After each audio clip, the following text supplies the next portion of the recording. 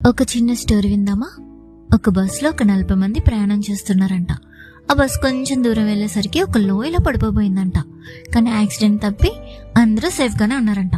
ఆ బస్ కొంచెం దూరం వెళ్ళేసరికి ఒక పెద్ద బండరాయి ఆ బస్ పైన పడిపోయిందంట. ఆ యాక్సిడెంట్ తప్పిందంట.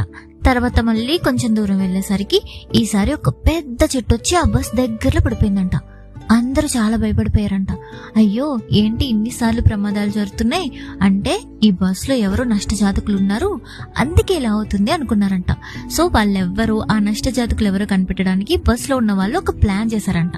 బస్సులో ఉన్న 40 మంది ఒక్కొక్కరుగా అదిగో ఆ దూరంగా ఉన్న చెట్టు దగ్గరికి వెళ్ళి ఆ చెట్టుని ముట్టుకుని రావాలి. నిజంగా నష్టజాతకులు అయితే ఆ చెట్టు దగ్గరికి వెళ్లే లోపలే చనిపోతారు అనుకున్నారంట. సరే అని ఆ బస్సులో ఉన్న 39 మంది ఒక్కొక్కరుగా వెళ్లి ఆ చెట్టును ముట్టుకుని వచ్చేసారంట.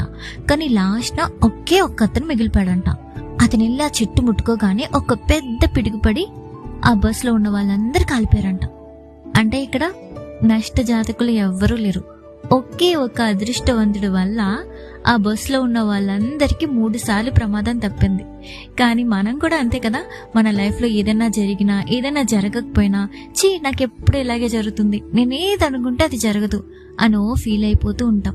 ఒకటి మాత్రం గుర్తుపెట్టుకోండి, మన లైఫ్లో ఏం జరిగినా కూడా అది మన మంచికే. So be positive.